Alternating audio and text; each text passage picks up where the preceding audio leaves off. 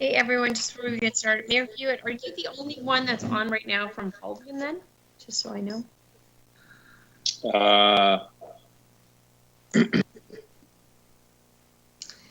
I'm on as well. It's Kathy Case. Hi Kathy. Sorry, Hi. I can't see you with the way it's set up here.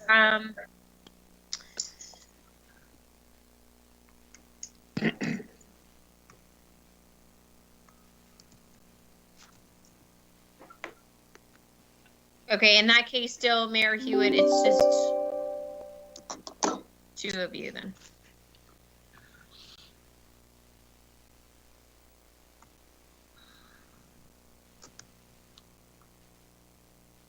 I don't know if you're on mute or you just don't want to answer me. Yeah, that's correct. It's just Mayor Hewitt and myself from Holland today. Okay, perfect. Thanks, Kathy.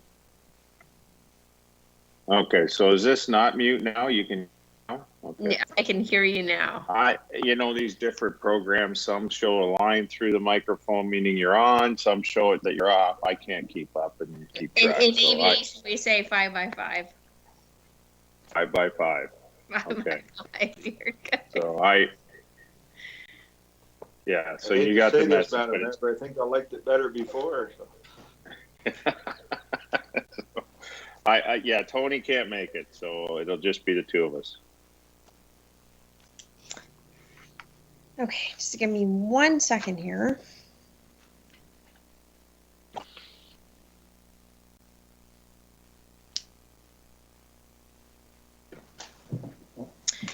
Okay, so quorum-wise, who do we have here? With Councillor Martin, Councillor Van Passen, Councillor Huffman, Councillor Columbus, Councillor Michelli, and myself. So if I'm correct, we're missing Councillor Taylor and Councillor Rabbit. Is that right? Correct. Councillor Taylor is just experiencing some technical issues. He's trying to get back in. Does he wish that we wait for him, or does he want us to? I can ask. He was on earlier, Mayor Chop. Okay, well, I'm sure Councillor Taylor will be amenable. We'll just move through approving the agenda and so on. And then Kevin, if you can try to get that confirmation in case he's still not on by the time we go into closed. So again, good afternoon, everyone. I would like to remind you that our meetings are web streamed and televised, and I would ask that you ensure your phones are on silent mode, to keep your camera on and to mute yourself when not speaking, and of course to remember to unmute yourself. I think we've lost Councillor Michelli. Oh, no, you're signing in again there, Tom. Yes, I am. You don't get 2 votes, so you might need to shut off one of your devices. I think that's why there's an echo. Yes, I agree. I'll figure it out. Just as a reminder to everyone, council will proceed after the Board of Health.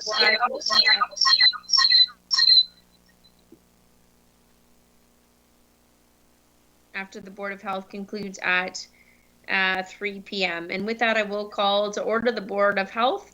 Can I have a motion to approve the agenda, please?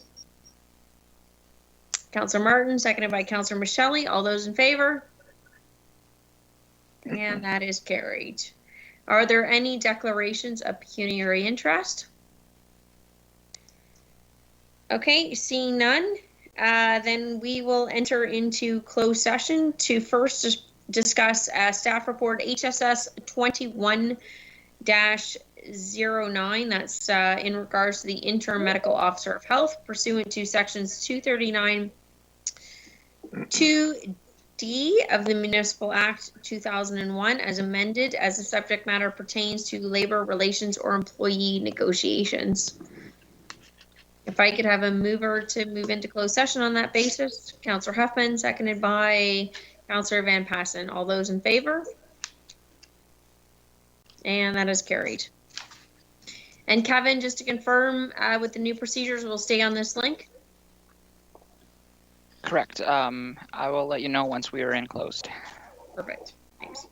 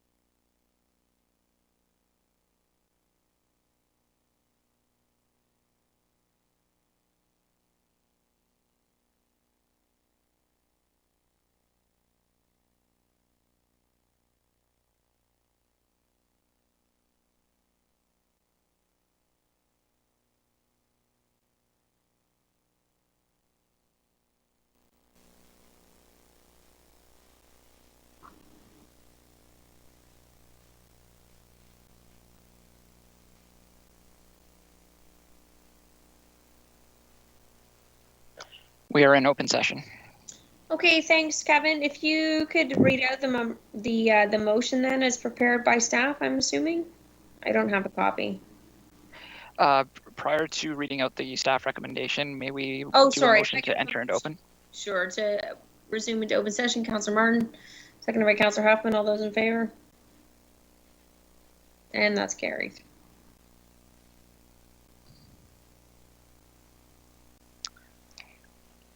For the public, that was 2:37 p.m. that we went back into open.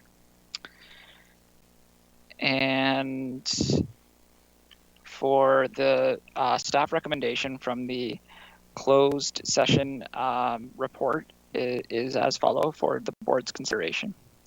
That staff report HSS 21-09, appointment of interim acting medical officer of health, be received as information, and that the Board of Health appoint Dr. Alex Hukowich as the interim acting medical officer of health from May 21, 2021 to such point as the board appoints an acting medical officer of health. And further, that the Board of Health directs staff to notify the Ministry of Health, Deputy Minister of Promotion and Public Health Division, and the Chief Medical Officer of Health of the appointment of Dr. Alex Hukowich as the interim acting medical officer of health. Member Columbus, moving that? No, I've got a question with respect to paragraph 2. The last part of that says to such point as the board appoints an acting medical officer of health. Do we need the word acting in there? Because I understood that he's here interim, this Dr. Alex Hukowich, and we'll be appointing a medical officer of health, not an acting medical officer of health. That's Can that be not clarified? correct.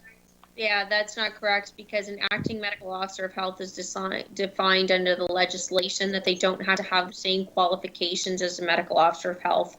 And at this stage in the game, I'm not sure that we can guarantee that you're going to find yourself a medical officer of health with the full qualifications, being that they have a master's in public health versus an acting medical officer of health has the qualifications of a physician.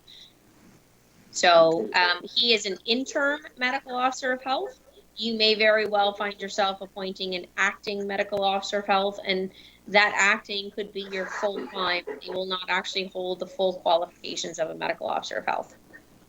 Okay, thanks. I guess we are not privy to the other applicants who will be coming down the road. Thanks. Well, that's just you would be limiting yourself because you would have had to have specified then in your posting for a medical officer of health that only those with a master's in public health would have been eligible to apply, and Haldeman Norfolk Health Unit did not do that because, again, there actually was a shortage of medical officers of health in the province long before the pandemic struck, and now it has struck. So I don't think you can pigeonhole yourself into just having those with those particular qualifications. And again, that's also codified under the legislation itself. I can't remember the section itself, but you certainly would be able to find that in there. If I could have a mover then and a seconder. Member Huffman, seconded by Member Michelli. Any further discussion on that? All those in favor? And that's carried unanimously. Heidi, moving on to the next report in the subcommittee. Thank you, Board Chair Chop. Through you to members of the board, the purpose of staff report HSS 2110 is to provide the board with an update on the recruitment for an acting medical officer of health and to recommend a process to finalize the recruitment that includes representation from both Haldeman and Norfolk counties. So the report outlines the steps that have been taken to date, specifically that there has been a public job posting and that initial interviews have occurred with qualified candidates. Most recently, in the past week and a half, it has been brought to staff's attention that at the time that Norfolk County was established as a Board of Health in 2001, the counties of Haldeman and Norfolk each passed a policy indicating that there would be hiring committees consisting of representation from Haldeman County and from Norfolk County to recruit for all senior level positions within health and social services. So that is specifically the general manager of health and social services, the medical officer of health, and all positions that are now currently at a director level.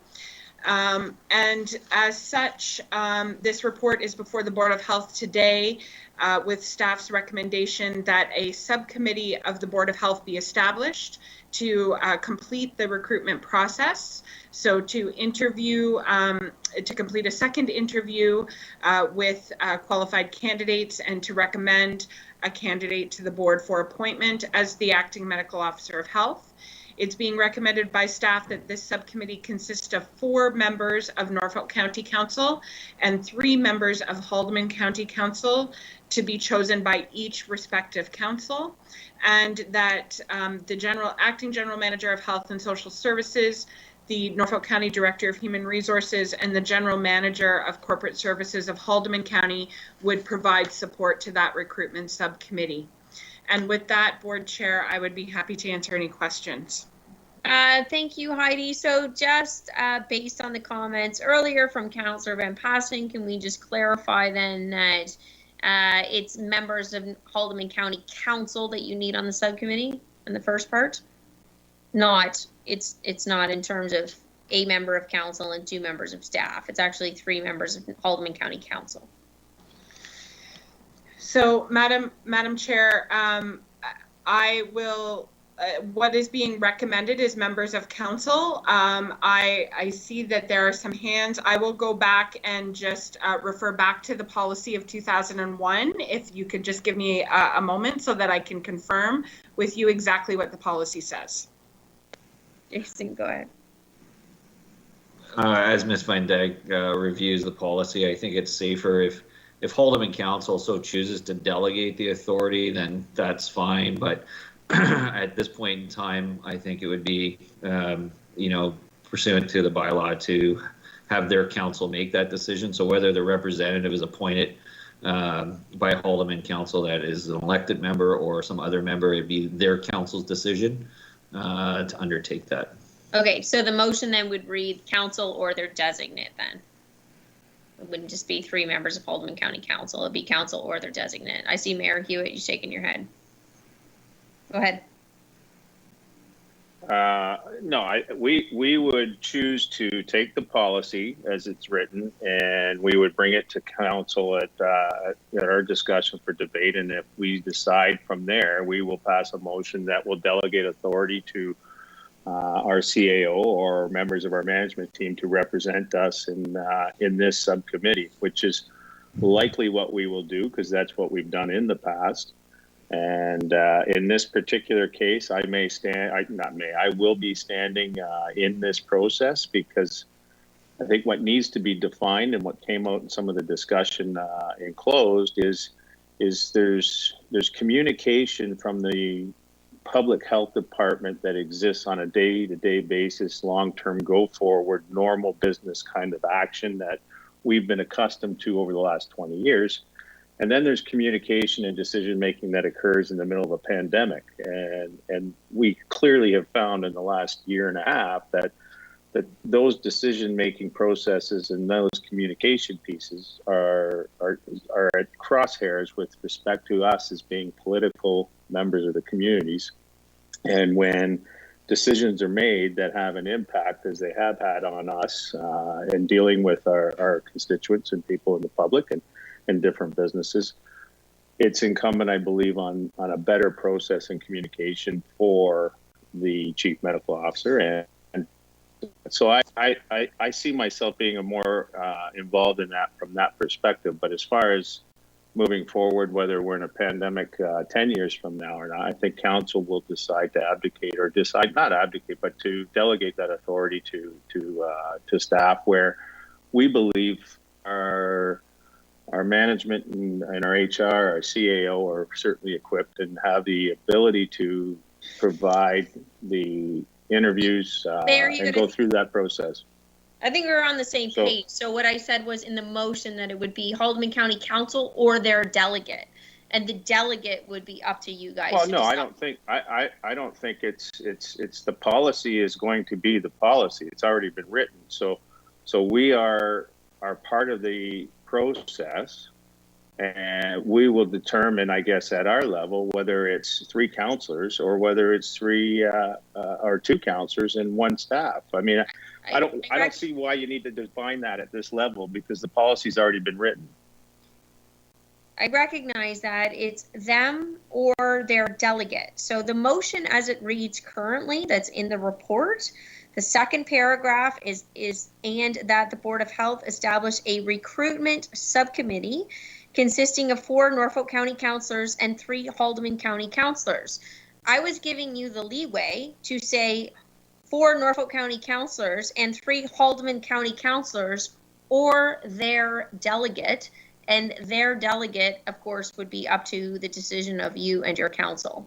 So I'm actually finessing the words in the motion to be able to suit what you want. So I'm not sure what we're debating right now. Okay. So I guess what I'd be, if I was your counselor sitting in this meeting, I might be asking the same question. Why would you not afford them the same discussion at your council meeting, where they might say, you know, there's a staff person that's in the interviewing process that has much more experience and capability to provide than we do. Why not have them part of the process, who's going to be able to recommend to you guys as the Board of Health to ultimately make the decision. So either way, I mean, we're splitting hairs, but that's where we're going to land. Is I can tell you, we'll have myself and probably 2 staffers. Okay, so where I think we're splitting hairs is we public work, or public health staff rather, is under the ambit of Norfolk County, and so they have already done a preliminary interview of the candidates. They will be able to provide their staff recommendation to us, and you know, to go now and argue of which counselors and which staff members are going to be on the committee, I don't know. I mean, I think that we're all, you know, fine and good into taking the recommendations of staff at this point, but I can understand you guys in your position. You know, personally, I think I had thought that you were going to bring in the appointed member for the Health and Social Services Advisory Committee for Haldeman, which I think would be a good thing as well. But Jason, maybe, I don't know if you have some additional comments to make there. No additional comments at this time. Sorry. So again, Mayor Hewitt, if we don't, just to be clear, if we don't change the wording to the wording that I was recommending, which is or your delegates, it would be pigeonholing you into using strictly Haldeman County councilors. So you would, the way that it was changing the word. In the past, with the current policy as it's written, we've had our CAO and management, senior management represent us in the recruiting process for the past 20 years. So again, I think we're splitting hairs. It doesn't matter how you guys write it.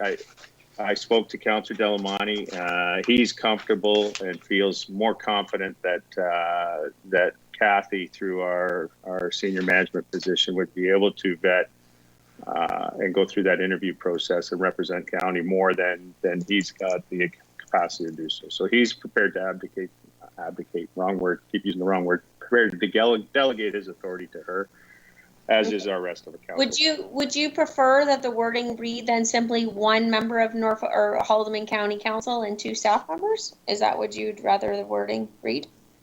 No, I think it's fair that the composition of the committee should simply say that you've got 4 members, we've got 3, and ultimately we have the flexibility each term of council to determine who represents us. We may have down the road, we may have a medical officer that is elected on council who will be able to provide the expertise in this process, but right now we don't have that. So we feel in our discussion with council and staff was to send staff in their stead. So that's, I think leaving it flexible makes the most sense. Perfect. So I think the wording is said at the beginning. It's 3 members of Haldeman County or their delegate. Whoever you so choose to allow, that will be to your discretion. Otherwise, it would require us passing a subsequent bylaw. I really have tried to include Haldeman County as much as possible throughout all of the pandemic. And even at this point, in fact, you know, I wanted to strike a subcommittee or to have you guys involved in the hiring process. And it was staff's recommendation to strike a subcommittee to be able to allow that to happen under the current structure of the bylaws, only to discover something that I never knew, and I don't believe members of Haldeman County ever knew, which was that we were actually supposed to be a part of the hiring of all management positions in the public health department under the bylaws that were struck 20 years ago, which is the general manager of public health and what are now called the director's position. So I know there have been positions hired in that capacity since I have been mayor, since you have been mayor, that we haven't been involved in. So we're trying to right the wrongs of the past. I've tried to get things involved. So I think this is coming off as a different process here. But I think by saying Haldeman County councilors or their delegates, it gives you the maximum flexibility to appoint whoever you want to that process moving forward. Member Van Passen. Thank you, Madam Chair. Can I amend the motion to read that and that the Board of Health establish a recruitment subcommittee consisting of 4 members designated by Norfolk County Council and 3 members designated by Haldeman County Council, and then we can all do what we need to do, want to do, and have to do. I'm not sure that I mean, you can move that motion. There isn't a mover on the floor. Myself, I'm not sure that I'm comfortable with that, a full delegation of Norfolk County Council. We have been assigned that role. I don't think it should be all staff. I didn't say delegation, I said designate. We can designate 4 councilors, we could designate 4 staff, we can designate the CAO and 3 we can designate anybody we want to sit on that committee, and Haldeman can do the same. Okay, I would not be supporting that motion. I think it's the 4 members of the Board of Health. And I think that ultimately when we get to a new governance model, that new governance model will encompass members of Haldeman County Council, members of Norfolk County Council, as well as medical experts or subject matter experts from the community, which is what transpires in every other health district around the province. I don't know of any others that are like this. So for me, I think it's important that it's still at this point that we're not delegating authority to staff to go and hire this critical position, that it's still a board decision, but that's the council. So I understand you've got that moved on. Yeah, that would be a debate for a different day. Right now, we're just debating what the wording of the committee would be. Right. So now Norfolk County Council, under the way that you proposed the motion, would actually have to go back and have another meeting now to argue over who the delegate is, and are we going to have staff, and are we going to have council for the subcommittee, well, which I guess we're going to have to do that anyway because there's more than 4 of us already. So Heidi, go ahead.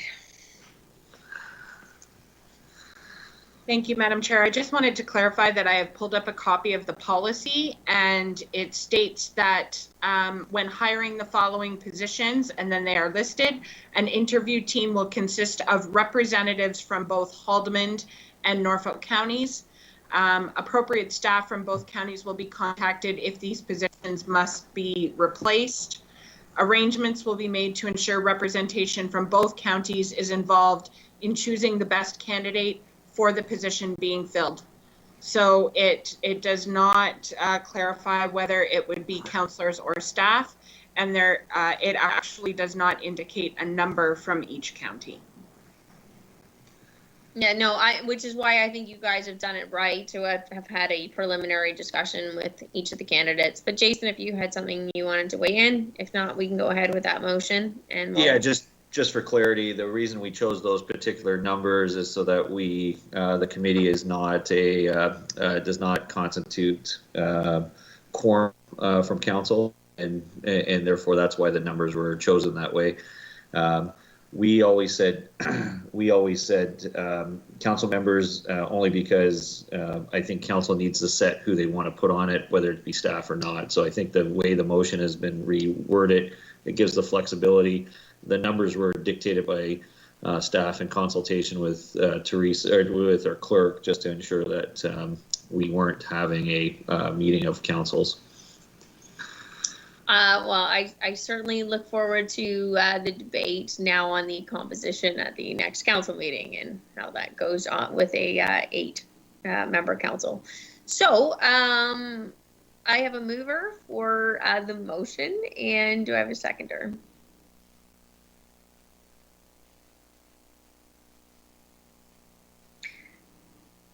Okay, no seconder. Do I have? Oh, Sorry, Madam Chair, how does that motion read right now? sorry, I Councilor Rabbits. I didn't see that you had joined us. I hadn't pinned you yet up there. yeah, so I thought I'd interject, and I had joined at about 2:50, so I've been here for a brief time, but I do see Ken Mayor Hewitt from Haldeman has his hand raised. Okay, I don't want to jump ahead of you, and that's I wanted to echo Sue's comments, Mayor Chop. I do thank you for taking the steps and publicly trying to wrestle with I think some of the information that has been buried and wrestle with the the perception out there of the Board of Health versus yourselves as being council, dealing with the the issues that have continued to dog everybody for the last couple of years, and then why this Haldeman Norfolk marriage that continues to exist when everything else has been separated, and so I don't want to give the wrong impression that we're not supportive of the work and the effort that you as council and as the Board of Health have done. We do want to participate in this process. We want to be involved in the process, and we thank you for allowing that. But we also have taken the conversation to council and staff, and many of the members of council felt that there was more experience and expertise on staff's perspective to be able to give that committee some strength to ensure that the right candidate is the candidate that represents us. And so that's how we came to be. And I don't want you to. We're not trying to suggest that Norfolk do it the same way. We're just simply saying that's the approach Haldeman's taken. So I please understand, we're not looking to make more work for all of you. No, I understand. Again, that's why I said specifically Haldeman County or your designate or delegate. That decision is entirely up to you guys, how you want to deal with that. And the difference between Haldeman County and Norfolk County is you don't have staff on public health. It is our public health staff that draft the report. So I don't need a staff member to have a vote when they have the opportunity to provide their recommendation on paper to the Board of Health. Hire this person, don't hire this person. They've got the opportunity to present it because they're the staff members doing it. So it is different for Haldeman County because you don't have public health staff. And so I think that's entirely to your discretion. The reason that I think that Norfolk County Council should retain the vote of all of the 4 members. It's not all of the Board of Health anymore. I keep saying Norfolk County Council, but it's kind of one and the same as we've come to experience. Is because, as we've seen with the medical officer of health position, there has to be a belief that everybody has to be accountable to someone. And when you're hiring that medical officer of health position, it is also the board or the council that is ultimately accountable to the public and not the staff members themselves. So Heidi, as our general manager of public health, our CAO, although it's Jason now, but it won't be in the future, they have the ability to provide us on paper their recommendations. We as the board have the ability to accept or reject those recommendations. So I don't think that the board should be unfairly sort of in the future where there's pressure from political means. I'm not saying that's happening right now, but to protect it for what happens 10 years from now, that you have 3 staff members that are voting and 1 member of the Board of Health. That's why I think it should be 4 members of the Board of Health from Haldeman or from Norfolk County Council, because we have the staff that can provide support for those recommendations. And however Haldeman chooses to deal with their allocation of a vote, well, that's entirely up to you guys. So I'm not debating what you guys, I think you and I are in agreement. You guys handle it however you want to handle it. Have whatever Norfolk County or Haldeman County Council, whatever staff members. From my perspective, I don't think as Norfolk County Council that we should change the 4 votes on this, because again, I think that everybody has to be accountable, and we are ultimately the people that are accountable for our constituents. I see your hands up again. I don't know if you wanted to add something else. Otherwise, I'm gonna go back for a seconder for. No, my apologies. I forgot to take my hand down. So sorry. Councilor Rabbits, did you have something further you want? Okay, so Councilor Michelli. Thank you, Madam Chair. I'm just wondering, we've had so many discussions about the semantics of this. Would it be possible for us to have that motion read out so we know exactly what it says now? Okay, so we're still looking for a seconder at this point. Kevin, I'll let you read it out. The motion reads as follows, moved by Board Member Van Passen, that staff report HSS 21-10, Acting Medical Officer of Health Recruitment be received as information, and that the Board of Health establish a recruitment subcommittee consisting of 4 Norfolk County councilors or their designates and 3 Haldeman County councilors or their designates, and further that the Acting General Manager of Health and Social Services be directed to work with Haldeman County General Manager of Corporate Services to provide administrative support to the recruitment subcommittee, and further that a copy of this resolution be provided to the Haldeman County Clerk so that the appointment of Haldeman County councilors to the recruitment subcommittee can be completed. Thank you. Okay, so I'm looking for a seconder for that motion as read.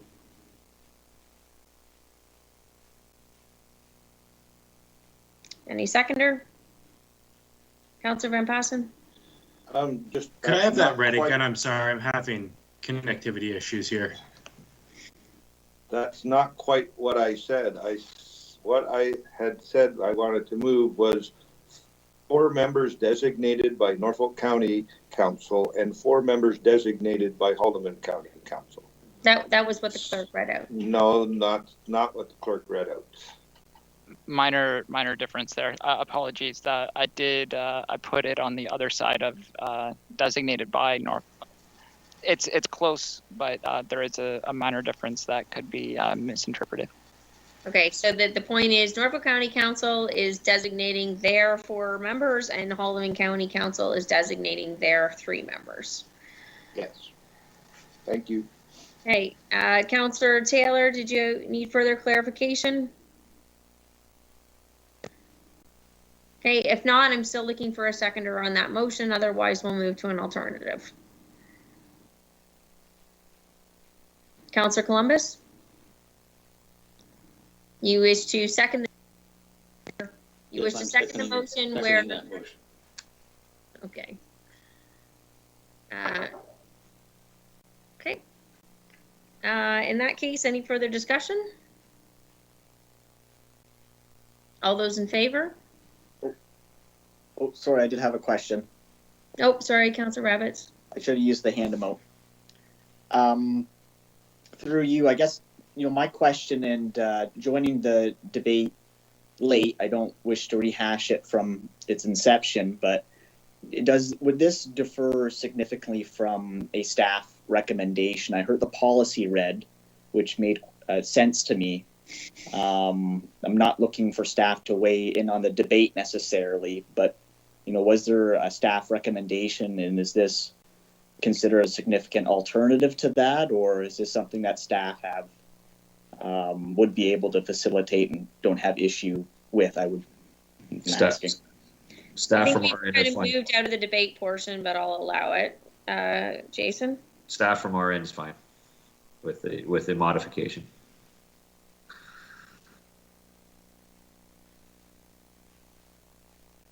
Okay, so I'll call the question. All those in favor? Okay, so the motion is defeated.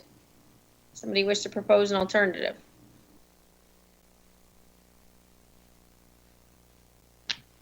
Councilor Martin. Through your chair, Chop, I will move the recommendation as printed with your suggested amendment giving flexibility to Haldeman County. Okay, I think that's fair. Seconded by Councilor Huffman. Any further debate on that? All those in favor? And that motion is carried. Opposed? Okay, Councilor Van Passen. All right, so just for clarity for the record, for the public, for Monty, that means then that the subcommittee, which was not a motion that was moved by myself, this is actually a requirement under, would it be the bylaws, Jason, that would have been established 20 years ago? I just correct me on the language. Yeah, it's the bylaws, and there's some issues between what bylaws we created and what the provincial act says. So this is our workaround. So just like we've discovered water issues in Norfolk County and financial issues, we're discovering some nuances with the bylaws in the Board of Health that were established 20 years ago. And in actual fact, this subcommittee is not anything new. It's something that should have always been established, not only for the hiring of the medical officer of health, but also for the general manager of health and what are now termed the director's positions. So moving forward, Haldeman County will now have 3 representatives on that committee of Haldeman County Council or their designates, so they can appoint staff or whoever they so choose. And Norfolk County Council will have the advice of their public health staff to be provided in a report, but the ultimate voting authority will rest with 4 members that are chosen by the Board of Health. Correct? Okay, all right. Is there anything else, Kevin, that we need today before the end of the meeting, or can I just move into the confirming bylaw? Through you, Board Chair Chop, we need 2 more motions, one for the confirming bylaw and one for adjournment. Perfect. All right, so if I could... Chop, if I can just interject before you move on. Just so for our clarification of process, this committee now is going to meet, interview, go through the process, and then recommend to your Board of Health, which is Norfolk Council, which will be, well, I guess it's only going to be the 4 members from your council, but the 3 members, all the Board of Health is going to be at this committee, or just your 4 members of council? The 4 members from the Board of Health will be appointed to the committee. The recommendations that the subcommittee makes are to the Board of Health, which is effectively all of Norfolk County Council. So the subcommittee, comprised of 4 and 3, will make the recommendation to the full Board of Health. And so there is the potential that the subcommittee could go through this process, vet out an individual, make the recommendation to your Board of Health, and your Board of Health could reject that recommendation. I suppose it's possible, but given there's no medical expertise on our Board of Health, I certainly would find that concerning if somebody had some differing viewpoint than the subcommittee that was specifically struck for this purpose. So if there was some political motivations behind that, I suppose it's always possible, but that would be concerning. Okay. Just, I just was wanting to make sure 3 votes of Haldeman Council will exist on the subcommittee. And we will be looking at the policy as it's written today, along with other policies with respect to this moving forward down the road, and how we're better structured and prepared for subsequent suggestions. Because I put it on the record now, I don't think that in the desire or interest of Haldeman County to go much beyond the medical officer or the GM and get into the weeds of hiring managers and directors and getting that. I think that's why we are at this level hiring CAOs and GMs, and I think there's writing and verbiage that needs to be included in there down the road. But that's for another discussion, but I just wanted that on the record. That is for discussion for another day. That's not kind of the way that it's written currently, that we are to be involved in the hiring and the director's positions. But I think one thing where I can say that should change, a motion's already been passed at council. Teresa, as our new clerk, is looking into it, that we need to have a new governance model. I've maintained for a long time. I mean, even having brought you into the EOC meetings and so on, this isn't just Norfolk County's, public health. And the fact that the governance model is structured so that it's only Norfolk County Council, while I should maybe embrace that because we maintain control, I don't think that's right when we represent, nearly 50,000 constituents in your district. So, the ideal is for a governance model to be Haldeman County Council members, Norfolk County Council members, and, civilian members with medical expertise. Which is something I've maintained for a long time, which is pretty typical that you have provincial representatives on a board. So Therese is looking into that at this point, and that will be something that will be coming back to the board for further endorsement going forward. Something that should have been done 20 years ago. Okay, anything further from anyone? All right, with that, we're just getting tight on time here. If I could have a motion to move confirming bylaw, and that'll be bylaw 2021-12 BH being a bylaw to confirm the proceedings of the special board of health for the Haldeman Norfolk Health Unit. This board of health meeting held on the 18th of May 2021 be approved, signed by the chair and board clerk, and affixed with the corporate seal. Moved by Councillor Martin, seconded by Councillor Huffman. All those in favor? That's carried. And finally, Mayor Hewitt, I see your hand again. Is that from before? Is that up or down? I can't tell. It's up. It's up. It's okay. Then a motion to adjourn. Motion to adjourn. Member Van Passen, seconded by Member Michelli. All those in favor? And that's carried. All right. So we'll quickly jump into the Norfolk County Council meeting.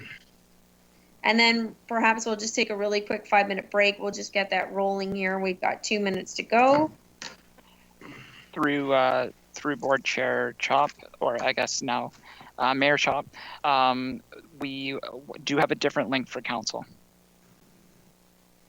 Oh, we do. Okay. Thanks, Kevin. So we'll just exit on this and then rejoin elsewhere.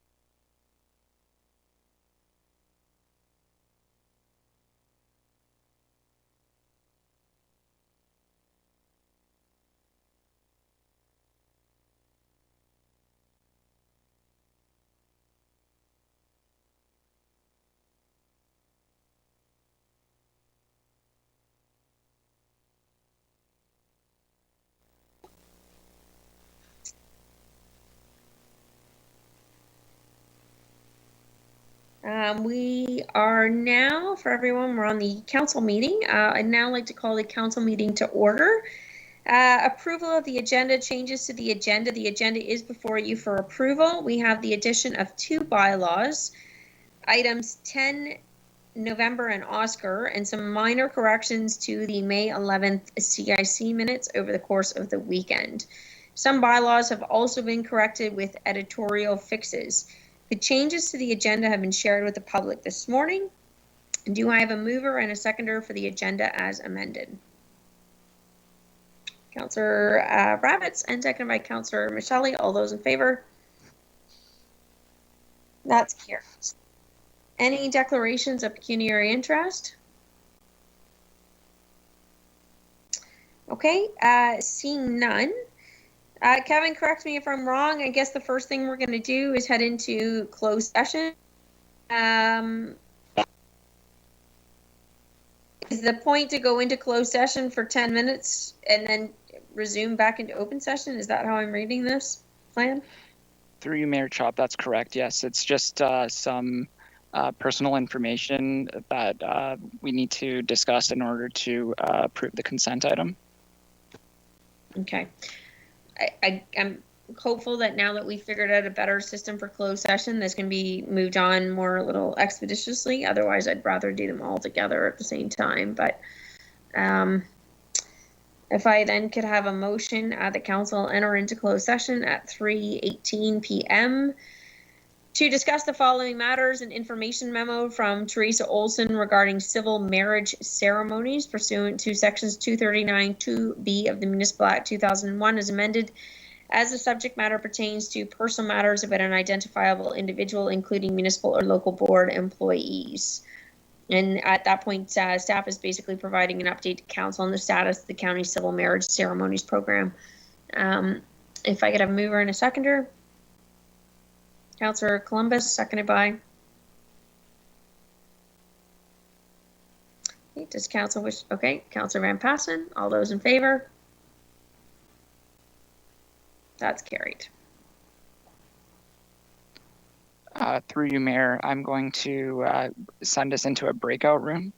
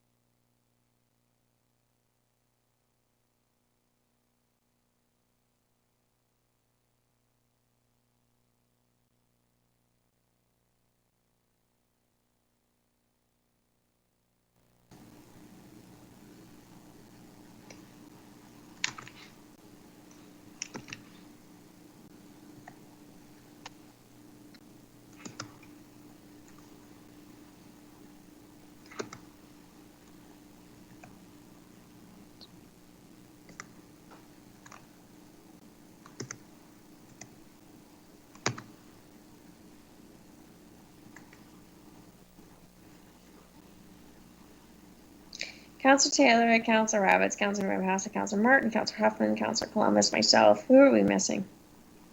Councillor Michelle.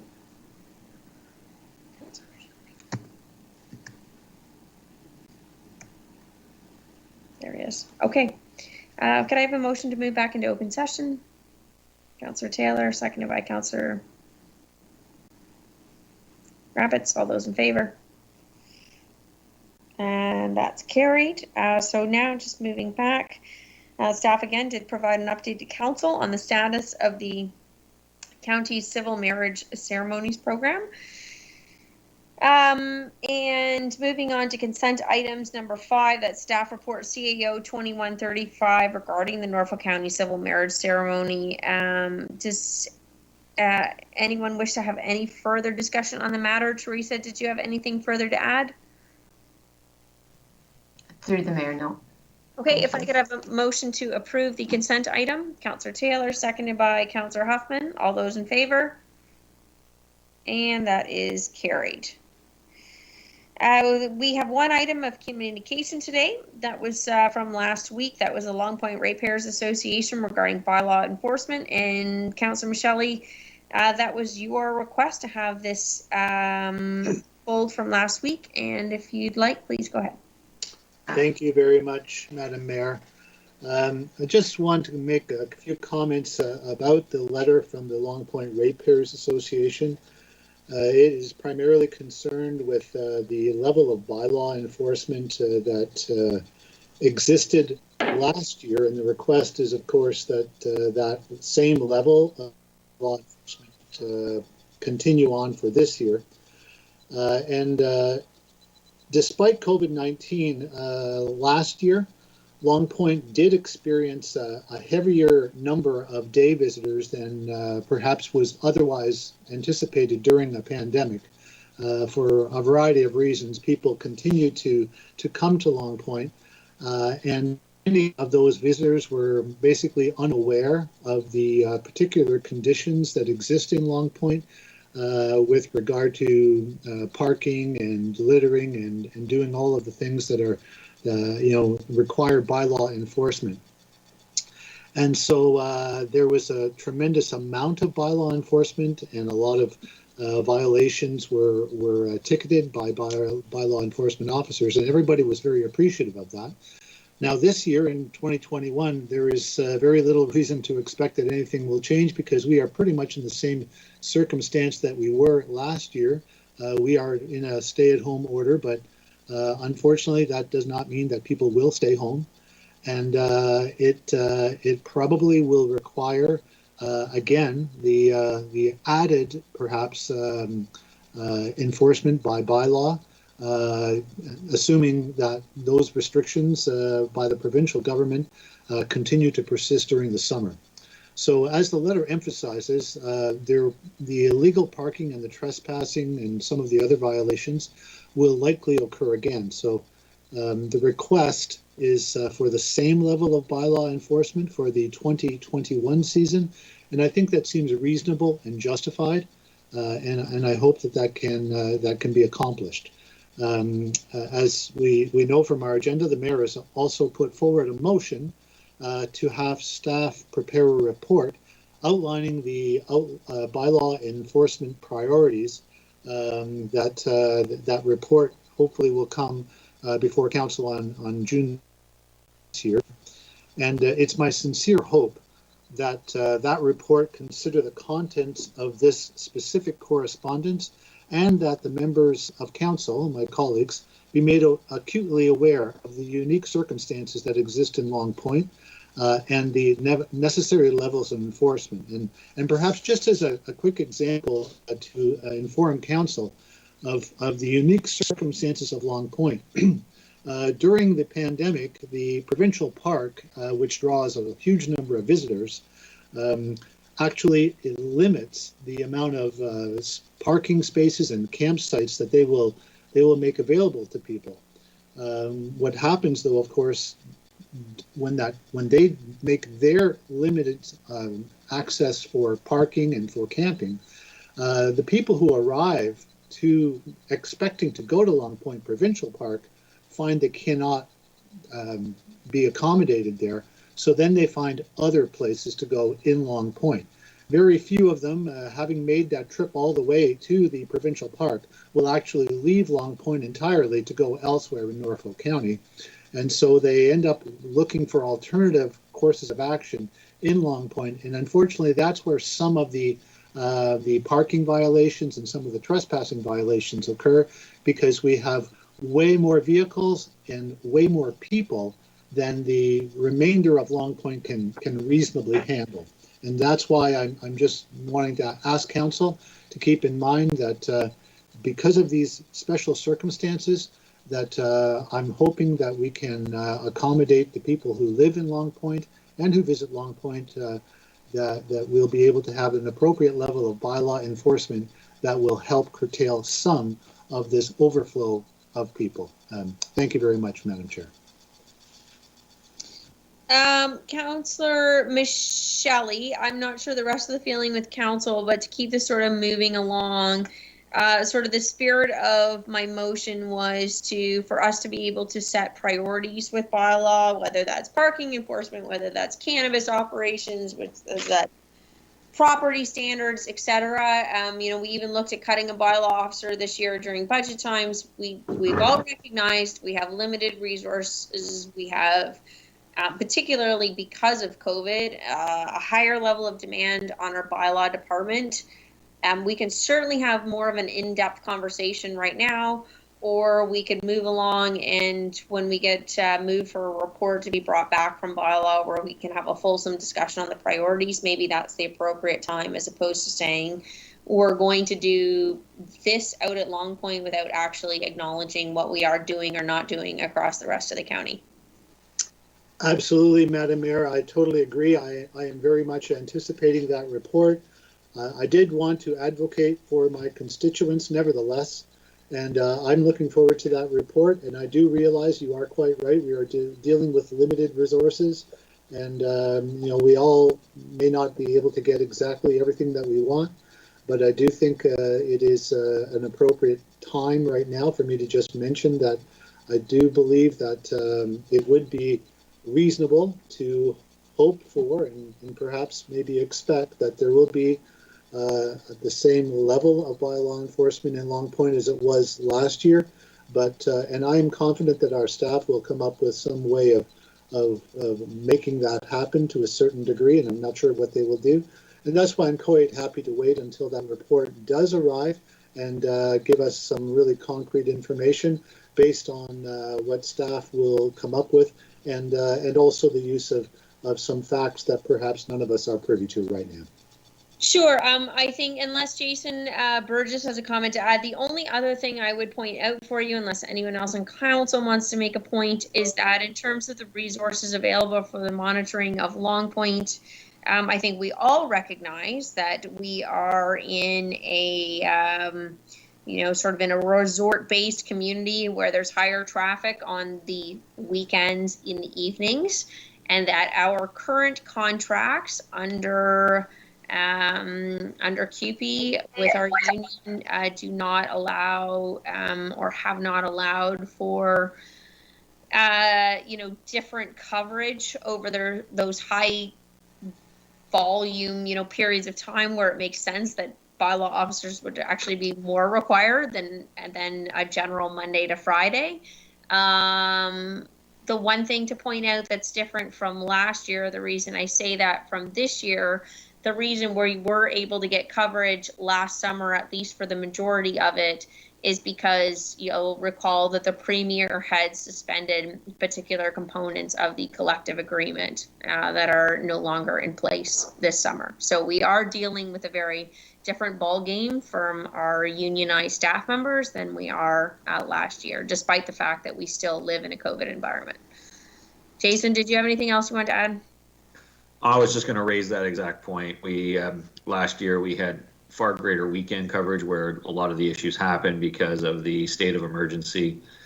And this council will be reminded that even though we lifted the state of emergency and there was a few weeks left in the summertime for the weekend coverage, we had to make a settlement with the union for weekend work that was undertaken by the union members. And so financially, the weekend, unless council directs differently and gives budget adjustments for that, weekend coverage will be significantly impaired. Okay, so I don't believe we need to receive the item as communications information. I don't think so, because we already did last week as part of the information package, but I suppose it wouldn't hurt. We can just move on. If I could have a mover to receive it as information. Councillor Taylor, seconded by Councillor Martin. All those in favor? That's carried. On to the approval of minutes. Items number 7, we have the minutes of the regular April 20th council meeting and the special April 28th council meeting before us. Are there any errors or omissions? Okay, seeing none, that's good. They will be declared as adopted by myself and signed by the clerk. Reports of committees, item number 8. We have 4 reports of committees on today's agenda. Does council wish to pull any of those items?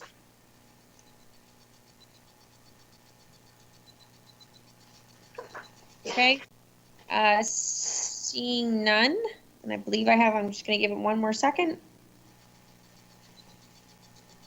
Okay, seeing none, then if I could have a motion to approve all of the minutes from the 7 listed committees on the as presented. Councillor Rabbit, seconded by Councillor Taylor. All those in favor? That is carried. Staff reports, no open session staff reports today. Bylaws, item number 10. Do we have a council member wishing to speak to any of the bylaws before us? Oh, this is too easy tonight. Okay, in that case, can I have a mover to approve bylaws 2021-56 to 2021-70 inclusive? Councillor Michelli, seconded by Councillor Rabbits. All those in favor? And that's carried. Motions. So we have 2 motions from myself regarding the reopening of recreation facilities and bylaw enforcement priorities. Some potential draft motions for council consideration are printed on pages 75 and 79 of the agenda. And why don't it's 3:51, why don't we take a 10-minute break? We'll reconvene just at 4 o'clock, just right after 4 o'clock for council. Does that work? We'll handle the motions and then we'll go into closed session.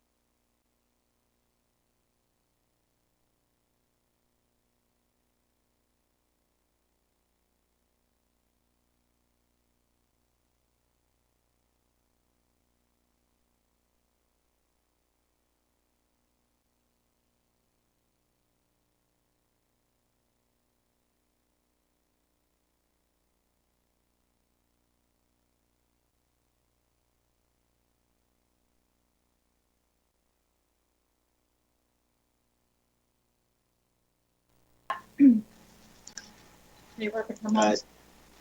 You mean at Tayutetsu? Yeah. Yeah, no, I've been back for, oh gosh. I went back Monday of last week, or maybe even sooner. I was back quite soon.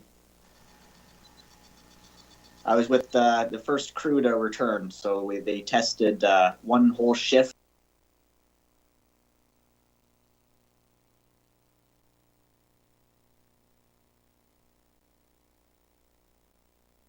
Yeah, all shifts have returned at this point. Oh, okay.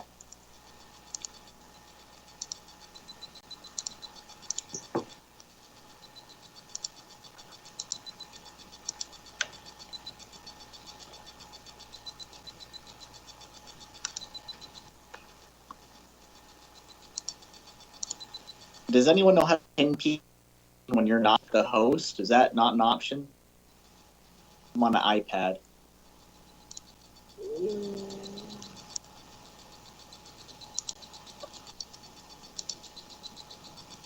I do it by going into the chat, and then there are three little, well, I'm on a laptop though, but then there are three little dots beside people's names in the chat function. That's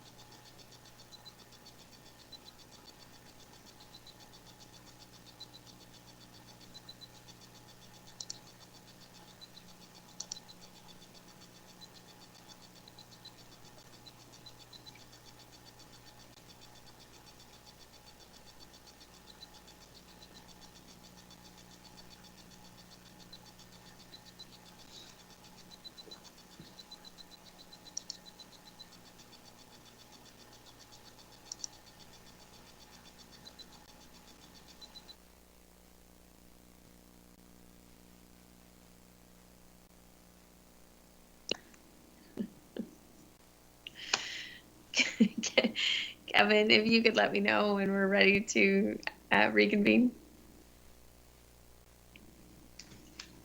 Let me just confirm with the camera room.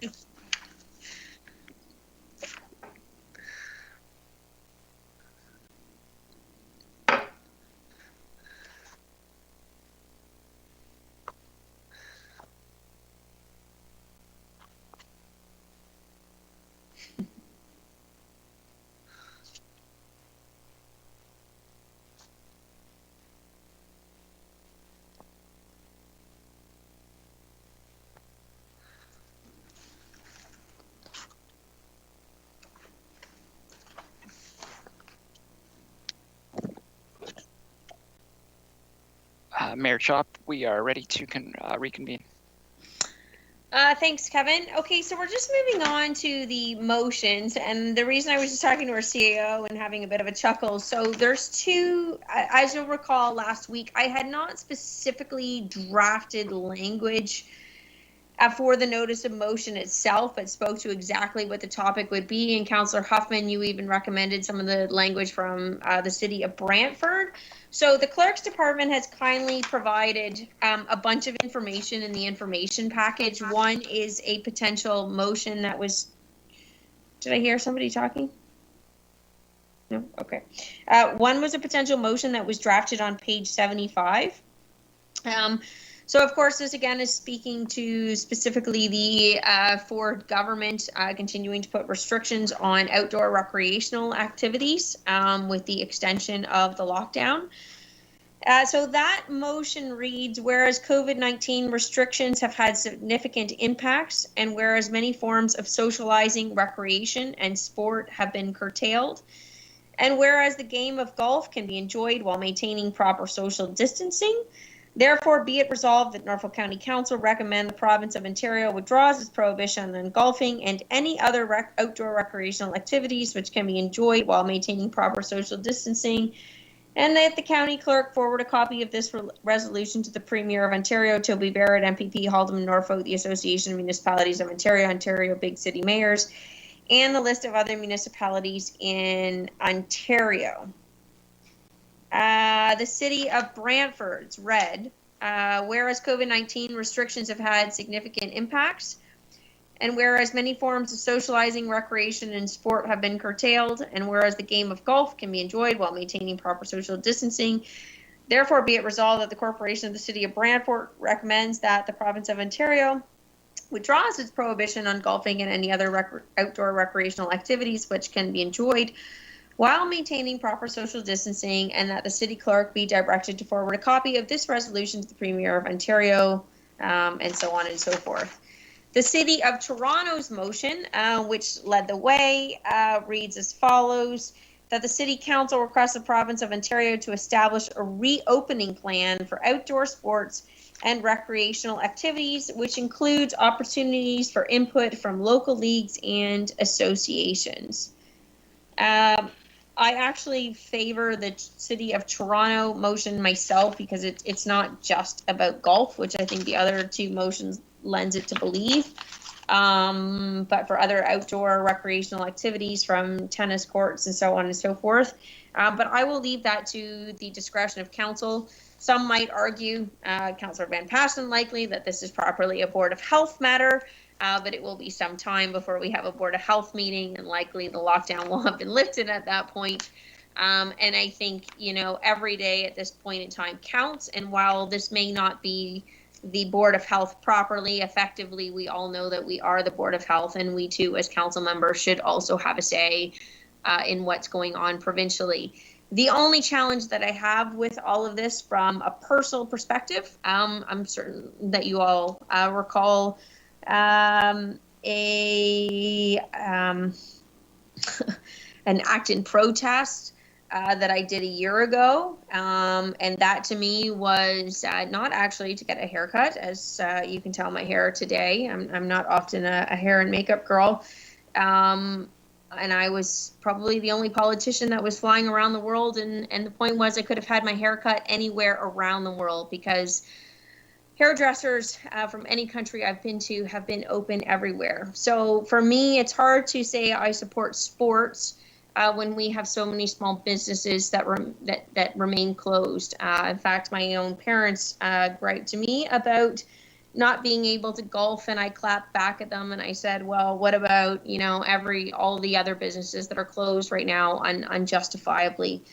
So while this motion speaks specifically to the province and lending support to the City of Toronto's motion to reopen outdoor activities as we've come into the spring and the long weekend is around the corner, and to me, if people don't have organized activities to do, they are more likely to go and have large gatherings at households and parties, which we know is going on, and is more likely to contribute to the spread than sitting on a patio in a controlled environment, or golfing in a controlled environment, or playing on a tennis court in a controlled environment. So for that reason, I lend my support to any one of the motions that have been presented from any of the other municipalities, but I will leave that to the board rather for you to decide whose motion you would like to endorse. It wasn't that I needed something specifically to move forward today. So look for other comments from the board. Councillor Martin, I know I saw a post from you on Twitter recently that also supported the City of Toronto's motion, so maybe I'll let you speak next. Well, thank you, Mayor Chop. I guess through you to my colleagues, if we went with one of the earlier motions, I just would like to see some specific commentary although it's insinuated when they say recreation activities, but I'd like to specifically see the use of the language for boating and fishing purposes that lends directly to Mayor Chop's comments surrounding small businesses as well. But we're seeing some hypocrisy there in the media with the provincial government and what they are allowing and what other small businesses are not permitted to do. And I agree that there's lots of room for the government themselves to put some eyes on this and put restrictions on how golf, boating, tennis, and so on can be done in a safe manner. So if we go with one of the two earlier, I would just like to see language including boats and marina usage and included in there so that it's not left to be assumed when we say outdoor, any other outdoor recreation activities. But otherwise, in full support of this going forward. Further comments, Councillor Hoffman? Thank you, Mayor Chop. Through you, I agree that the motion through, or the wording through the Toronto release is probably more appropriate, whereas Brantford just kind of specifically talks about golf. I feel like we're in a little bit of a crosshairs because the reason that I would want to support this is not looking at it from a business perspective, looking at it more as a mental health and well-being prerogative for individuals in all of our communities. I know that some of these are affiliated with businesses, for example, golf courses, those types of things, but there's also a lot of activities that aren't affiliated with businesses. For example, soccer fields and tennis courts, municipal tennis courts and things like that. So I think we kind of need to narrow our perspective as to what we're advocating here for. And mine is to support the reopening of outdoor recreational facilities for the mental health and well-being of the residents of Norfolk County. So for the record, Councillor Hoffman, I wasn't proposing going the other direction I certainly see a division of the question. I wasn't even supporting adding, not that I wouldn't support a motion in that regard, but I wasn't suggesting we add another component to them. The purpose of the notice of motion that I brought was specifically to support the opening of outdoor recreational activities. Yeah. The purpose of my statement before was just merely that we become sort of, all about golf and all about this, and I just sometimes I think my own personal view is we forget about the fact that in many of these businesses it's just one individual walking into a store at a time as well. But the purpose of the notice of motion was for the recreational activities, and then we can look to further meetings to maybe start lobbying in a different direction as well. Okay, and so, okay, that's great, and I do support Councillor Martin's mention of the boat ramps and the boating. We've had quite an advocate here in Norfolk County that has brought this forward, and it's received a lot of press in the province in regards to a level playing field for ramps, boating ramps, and launches. So I just drafted something up quickly that you can maybe add. So the city council,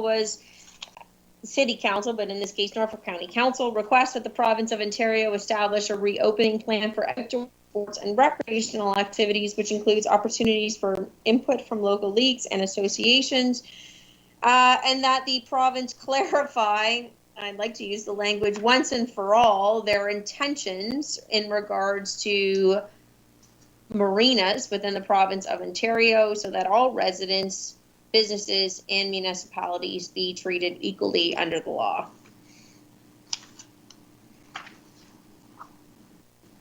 That's just a mere suggestion. Councillor Van Passen, go ahead.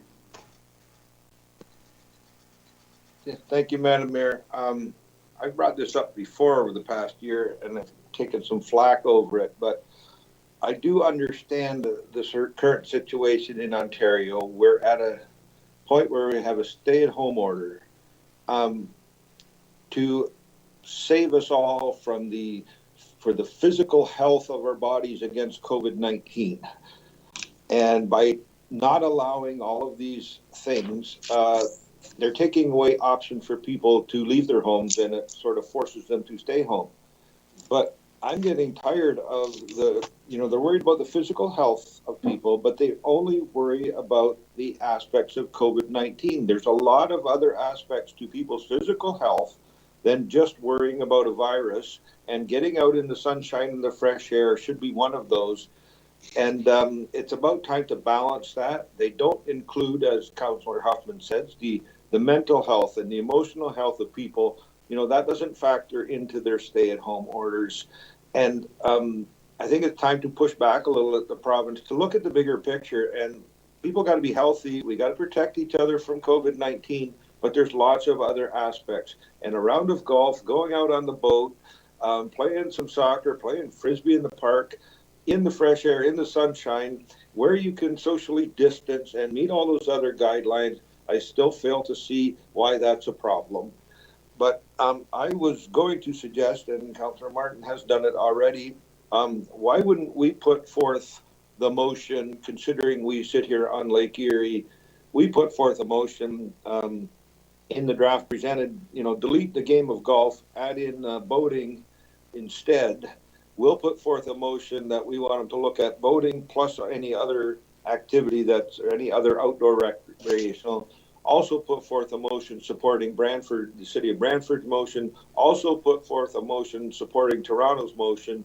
But, we should start the ball rolling on the voting one, since, we are the jewel in the crown of Southern Ontario and the beautiful shores of Lake Erie. And let's push that one. Let Brantford push the golf and let Toronto push the other one, and we'll support them as well. So that would be my opinion of the options available today. Sounds good to me. Councillor Martin, will you be prepared to move that? I'll change the wording from golfing to boating. Perfect. Any further comments, Councillor Michelli? Thank you, Madam Mayor. I pretty much, after listening to Councillor Martin and Councillor Huffman and Councillor Van Passen, I think they have covered everything. I just did want to point out that you mentioned earlier about, and I think Councillor Martin did too, about a little bit of hypocrisy in this, the stay-at-home order and the restrictions. I spoke earlier about Long Point Provincial Park. They are allowed to operate their boat launch. Meanwhile, our independent operators in Norfolk County are not. And I think this motion is really right on the mark for addressing the fact that we are, as Councillor Van Passen said, we are on Lake Erie. One of our primary recreational outdoor activities is boating, and I fully support that. Thank you. I agree completely, Councillor Michelli. My only thing I would hesitate there is just if we started to list the number of inequities across the legislations that we have seen, there wouldn't be enough hours in the day right now. For provincial legislation that has been left unclarified, with 444 municipalities and 34 health districts having to figure out the interpretation with no guidelines from the province, and other than a 1-888 stop the spread hotline that consistently gives out a different answer to every individual that calls. So the list goes on and on, but I think it's time everybody can appreciate the fact, and when legislation is drafted very quickly and rules are made done very quickly, that you will always not foresee every circumstance or every situation. That's a given. The province can't be blamed for that at all. They've had to do things quickly. It's never a situation that's been foreseen in the past. But once you do realize the errors that you've made, how are you going to correct them so that everybody is on the same? And what frustrates me the most with the boating is that everybody, if you think back to May of last year, we had the exact same situation going on with the exact same concerns. Am I going to be able to get into the marina to repair my boat? Why is this boat launch open in this municipality and my boat launch isn't open? Can I take my boat? The list just goes on. So we went through the same thing last year. I think there was a higher level of tolerance last year, but a year later, we are being faced with the exact same challenges, with the exact same negative support from the province. Councillor Taylor, go ahead. Thank you, and through you. Just wondering if we should just do an and that we support these motions provided to us as well right now, or do a separate motion afterwards? What would council prefer? No, same page. I'm assuming council was gonna support all of that, so I was gonna read it out that way. Yep, on the same track. Thank you. Anything further? Councillor Van Columbus, go ahead. Yes, just to mention that the outdoor sport or the a recreational activity is not really the COVID spread issue. It's a lot of times it's the socializing after the sport event or the recreational activity. Is the way I see it. I agree with you, and I think that's what the premier certainly has articulated as a concern. But I think you have to ask yourself is when you see people hosting gatherings still on the weekend because they don't have the ability to go in and do that, is that controlling what's going on after the fact, or are people more likely to follow the rules when they still have something they can go and do on the weekend that's in a controlled environment? But if you don't have golfing, if you don't have a patio, then people are more likely to break the rules and have large gatherings, at their residences, which have been much more linked to, actual events of viral transmission than the golf course has, or than events associated with the golf course. So certainly you reserve your right to not support that, but I think that there's a different school of thought there. There was a great editorial that spoke about, I think, the premier's comments in terms of his golf buddies that talked about the pops that they had after the golf course, but not everybody's having the pops after the golf course. Some people just want to get out and golf and still try to obey the rules and go home. Anything further? Okay, so the motion would read then, whereas COVID-19 restrictions have had significant impacts, and whereas many forms of socializing, recreation, and sport have been curtailed, and whereas marine activities can be enjoyed while maintaining proper social distancing. Therefore, be it resolved that Norfolk County Council recommend the province of Ontario withdraws its prohibition on boating and any other outdoor recreational activities which can be enjoyed while maintaining proper social distancing, and that the county clerk forward a copy of this resolution to the Premier of Ontario, Toby Barrett, MPP, Haldeman Norfolk, the Association of Municipalities of Ontario, Ontario Big City Mayors, and the list of other municipalities of Ontario, and that Norfolk County Council endorse the motion requesting the province of Ontario prohibition on golfing and any other outdoor recreational activities as moved by the City of Brantford Council, and that Norfolk County Council endorse the motion moved by the City of Toronto Council requesting the province of Ontario to establish a reopening plan for outdoor sports and recreational activities, which includes opportunities for input from local leagues and associations. So I just need a mover. I think Councillor Martin, that was you that put that forth, and seconded by Councillor Van Passen. Any further discussion on that? I see many hands still up, but I don't think they're actually up. Councillor Columbus, I need to put your virtual hand down. Councillor Van Passen, yourself as well. My virtual hand's been down for quite a while. Okay, it just went down now on my screen. And Councillor Van Passen's okay. Any further discussion? All those in favor? And that's carried unanimously in Norfolk County Council. Thank you.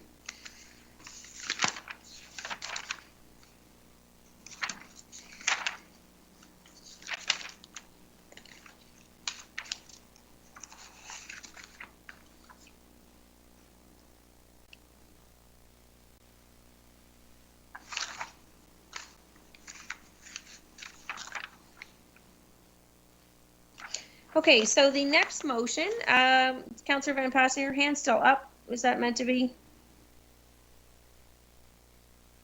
It's not up on my screen, and I put it up and down again, but. No, I think it's a problem. I think it's a problem. It's been going on the last few meetings that I've been on for some reason. I think they've got a glitch in their system. Okay, so moving on, the second notice of motion that I was bringing forward, I can pass the chair or somebody wanted to move this. Again, basically speaks to what Councillor Micheli was touching on earlier in bylaw enforcement, what our CAO mentioned, which is the fact that, you know, we don't have the same ability to reschedule our bylaw officers to include weekends and evenings like we did last year with the Premier's suspension of particular portions of the collective agreements. You know, cannabis is a huge issue for Norfolk County Council.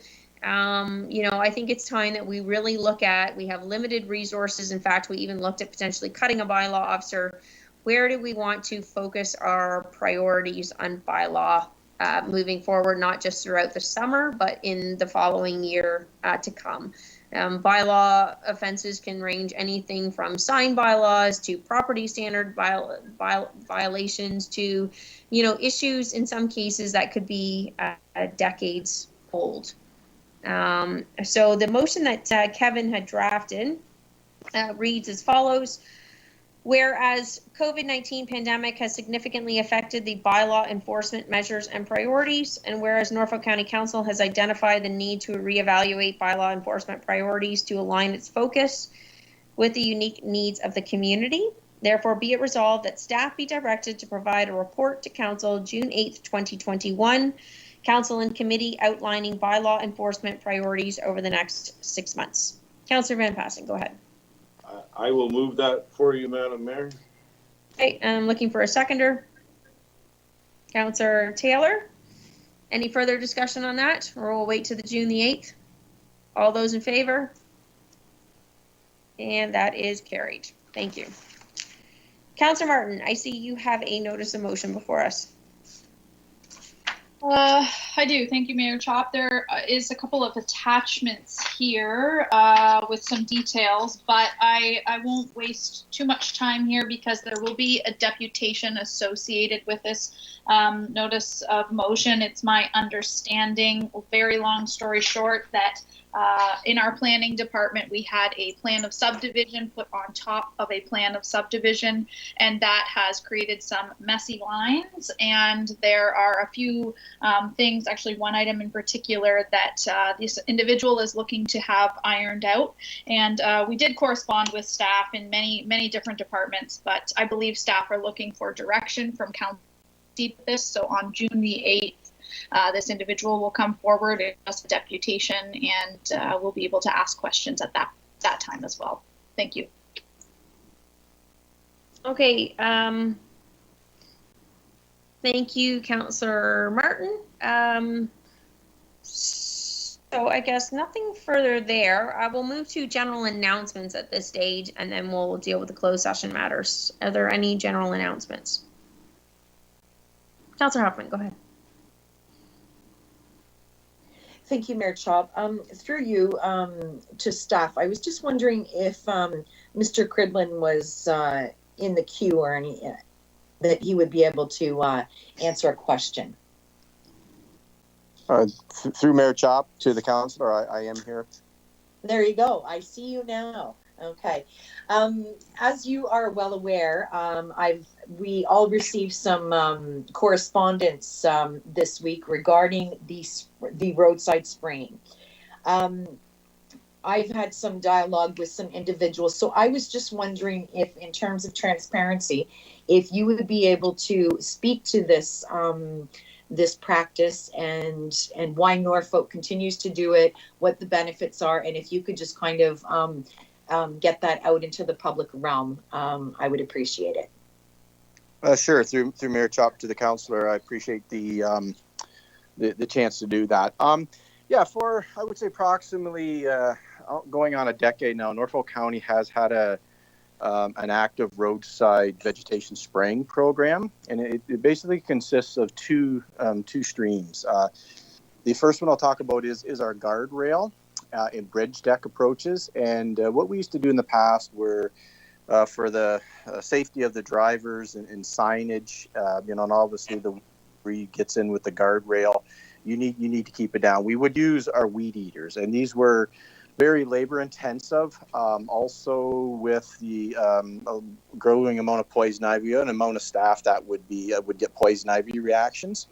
So we looked around and we came up with the spraying of the guardrails and bridge approaches. it's actually, it's a lot cheaper and a lot safer for our staff and a lot more effective. You basically spray once a year, and for the most part that handles it. So we try to roll that out about every June and get the plants at that stage. So that's the guardrails and bridge decks. The next one that came in probably about 8 years ago was more of our invasive species spraying, and our number one thing was Phragmites. I'm pretty proud to look across the county and see what 5-6 years ago we had for Phragmites in our ditches, our municipal drains, and we've cleaned a lot of that up. So that spraying goes on for Phragmites late September and October of each year, and it's not a very big program at all. With both programs, we do not have the staff to do this, so we contract it out to local sprayers who have all of the licenses. We can't spray certain chemicals near water. We can't spray when certain things are wet. Some are better dry applied, and that's all of the contractor's experience and how he does that. We do have to advertise in local papers when this is going to be done. If we could advertise with a sign, but it's just easier to do a group advertising across the board. We also do stay away from areas that, you're coming into urban areas where there's more people walking with pets and things. There's more regulations to do at that time. So we basically stick with the country. And so with that, that's what we do in total. We use, the Roundup products, very similar to our agricultural corn, soybeans are used. We have to apply each year to the province to get permission to do this, go through the hoops. So we figure we do a very safe program. Everything is on board. We have licensed contractors, and in the long run, I think it does save Norfolk County money on the weed eaters, that sort of thing. We don't spray areas that we don't need to, but it is very, very effective to keep the vegetation down. Also, you've probably all heard of giant hogweed and different invasive species that are now becoming on our roadsides. We tackle those as we go through. So I think that's in a nutshell what we do. I hope I've answered the questions, and I'm open here for more questions if needed. Thank you very much for that explanation. And I do understand that there are, many members in our community who when we talk about the spraying of vegetation, that there are some misnomers out there, and there are concerns in terms of the health and safety of residents in the county. So in terms of that, you're very confident that our program meets the criteria and that there is no risk to anybody or any at-risk species or anything like that? Well, through the mayor to the councillor, we run right to the limit of the guidelines. All guidelines and recommendations are followed. These guys look on windy days. Obviously, we don't spray. On wet days, we don't spray wet areas. So it's a heavily regulated industry, as council probably knows, and we have to have our contractors obey the law to the T. There's no shortcutting when you're spraying on public property. Okay, thank you very much, Mr. Cridlin. I appreciate it. Thanks, Councillor Huffman. I see Jason Burgess's hand is up. Jason, go ahead. Thank you, and I'll appreciate council indulging me for a few minutes. I just wanted to point council's attention to some press information that's has come out and will come out and will be promoted on our Norfolk County's Twitter account. Myself and with some support from Mayor Chop, and more importantly, with the United Way and the Grand Erie District School Board, we've supported some material to be provided and some attention to be brought on the issue of social media and improper use of social media, and in particular cyberbullying, especially amongst our youth. This came out of a situation where I frankly broke one of my own rules, where I engaged with some Twitter discussion with some keyboard warrior who doesn't like to use his own name. I can't remember the guy's name, to be honest with you. It's Reg Butler or something like that. Anyways, I broke my own rule because I got a little fatigued with all the misinformation and disinformation, and frankly some of the harshness of the comments that were out there. And, when I look at south of the border, a lot of times you get into the situation of the big lie because a bunch of small lies are allowed to build up over time.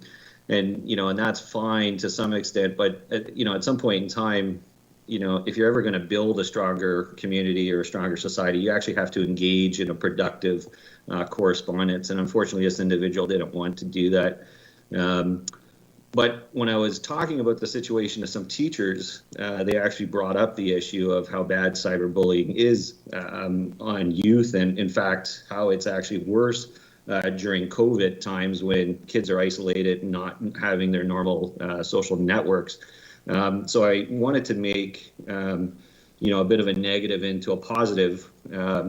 So social media generally doesn't bother me. I'd be lying to say it doesn't bother me at all. But I'm older, I have some thick skin. But sometimes our kids don't have that thick skin that hasn't been built up yet.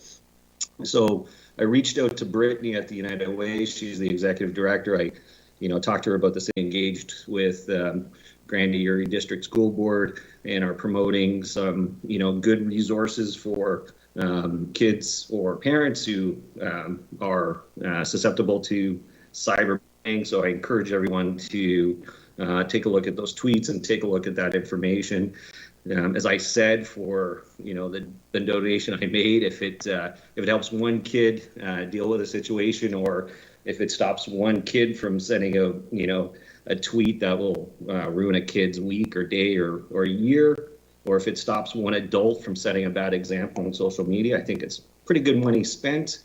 So I'd like to thank the United Way and the district school and the Grand Erie District School Board for that. I'd also like to thank Mayor Chop. She provided some great commentary in the news release. Thanks. Thanks, Jason, for your comments. Anything further from council? Councilor Martin. Thank you, Mayor Chop. I have two, actually. The first is all over the news anyways, but we have the provincial booking tool for 18 and up for vaccinations is now open. And I did go today and register myself and was given 2 dates right out of the gate. I will get my first vaccination this month. So that was surprising and shocking and very easy to do. And so the all available on Norfolk County websites and social media and so on. You can go and get registered, 18 and up. And then my second is also a question I would like to put probably to Mr. Burgess, unless he wants to send it along to Mr. Cridlin. But I wondered if we could, while we just finished the discussion of boating in the communities, if we could provide some updated commentary to the community concerning our marinas, where staff discussions on that. I know that is a really tough pill to swallow right now in the community. So if you could just provide a general update or commentary on our marinas, that would be appreciated. I'm sure I'll start, and Mr. Cridlin can certainly correct. So with regards to the Port Rowan Marina, it is closed. The ramp is closed at this point in time. It's open for fire emergency use. That being said, we are scheduling appointments at both marinas for slip owners or owners of boats that we have for winter storage to put their boats into the water, which is compliant with the Ontario provincial order. They're allowed to put it in the water and then tie it to the dock. So we've started that process. And for some time now, we've also allowed our boat owners to enter the marina under controlled circumstances to undertake any repairs or work on their boats that they have. So that's the status. We hope to. I believe the boats are being I believe the appointments have either started this week or are there next week. Mr. Cridlin can maybe provide details on that. They've already started just this week. They've already started. I thought it was this week. I thought it was. They were starting on the 19th, and people have been able, even as of yesterday, been able to book appointments for Thursday and Friday. Yeah. So we're hoping that with allowing everybody to, put their boats in the water and still being compliant with it, but it will hopefully get their season off to a much quicker start once the province lifts their order. So we want to be ready to go as soon as the flag is dropped, per se. Hopefully that addresses your question, Councillor Martin. Yep. Thank you, Mr. Burgess. Wasn't really a question, just to see if there were updated conversations from staff, but that's great. Thank you. Councillor Hoffman, did you have another announcement? I guess, thank you, Mayor Chop. It's not really an announcement, but I should have tacked it onto what I was talking about before. Just realizing, actually, and I think this is why I was kind of lagging on it, is that this is the long weekend coming up, and we're expecting some absolutely gorgeous weather, some real summertime weather. And just wondering if Mr. Cridlin could speak to how the inspections have gone out at Long Point and what shape the beaches are in for the influx of out-of-town visitors that we will receive this weekend. Sure, through Mayor Chop to the councillor. As far as beach accesses in Long Point, they, as the memo before, there were 2 at the time that we had closed. We have revised that, and that one will be fully open. I don't know if staff got to it today, but will this week. So going into the long weekend, we only have 1 access that is closed off, and that's just due to a steep drop off. The rest have been bulldozed, leveled, and deemed safe. So other than the one being closed, Long Point, all beach accesses will be open. Portable toilets, if I haven't showed up, will show up this week. Additional garbage cans are out, and staff will likely have to do a weekend garbage run. So I think we're in fairly good shape in Long Point. As far as Turkey Point, we don't have any beach access there. We have extra garbage cans out, expecting the crowds. And in Dover, the beach has never been closed there, and the additional garbage cans have been put out. So I think we're in as good a shape as we can prepare to be coming up to this long weekend with the weather. Okay, thank you. And I just want to, when you said the Port Dover Beach has never been closed, I thought it was closed last year. I'm sorry, just to clarify, it hasn't been closed this year, is what I meant. Okay, so year it's open. Closed. Okay. Yes, it is open. I will clarify that. Yes, we have had no real decision with the local owners on that. So presently, right now, Port Dover Beach is open for people to walk and enjoy. Okay. All right. Thank you very much. Councillor Michelli. Thank you, Madam Mayor. Just maybe a comment about the question or the requirement that Councillor Martin was asking Mr. Burgess about. I will just add to those conversations about the marinas, the local marinas. I've been in fairly constant communication with our member of provincial parliament's staff, and they have been working very diligently at trying to get a definitive response on the marina question from the ministries, all the ministries that are involved, and I know that, and they have actually been working very hard, and I've been in conversations with them on an almost daily basis. And a lot of the delay in getting a response is that this particular topic needs to go through 4 other ministries before this particular ministry of culture and tourism can actually issue a statement. So it's been a very frustrating experience, not only for all of us and the people in Norfolk County and all the marina operators, but also for the staff at our MPP's office.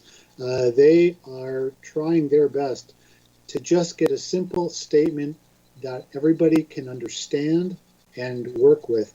But I am optimistic. I'm hopeful that statement will come to us by Friday. So I'm going to keep my fingers crossed. They've been crossed for a long time, however. Thank you. Councillor Michelli, I'm going to remain hopeful with you. I have a little bit of a problem with that response because it is not 4 different ministries that are enacting the Emergency Act. And the point is, in an emergency, somebody has to take control. So it's not various levels of bureaucracy and ministries that have decided to limit boating and recreation in the province. Ultimately, the buck does stop up here. So while Mr. Barrett's office might like to suggest that it's layers of bureaucracy that they can't wade through, I'm not actually sure that's entirely accurate. But if that's what we'd like to believe, well, hopefully we get some response. Let's just leave it at that. Yeah, That's thank great. you, Madam Mayor. As you say, So Friday was the date that I should look for a letter from our MPP's office. I look forward to it. I am hopeful that we will have a letter. I'm hoping from Minister McLeod that will help clarify boating in Ontario on Friday. Well, I can speak on behalf of the 444 municipalities in the province of Ontario, I think, and say that I look forward to the letter clarifying boating regulations in the province of Ontario this Friday. I guess that would be this Friday. What is that? May the 21st? Okay. Now, Madam Mayor. Thank you for reaching out. For clarity, I did not say that it was coming Friday. I said I hope that it would come Friday, by Friday. Okay? Well, I hope it comes this year. I remain hopeful. Thank you.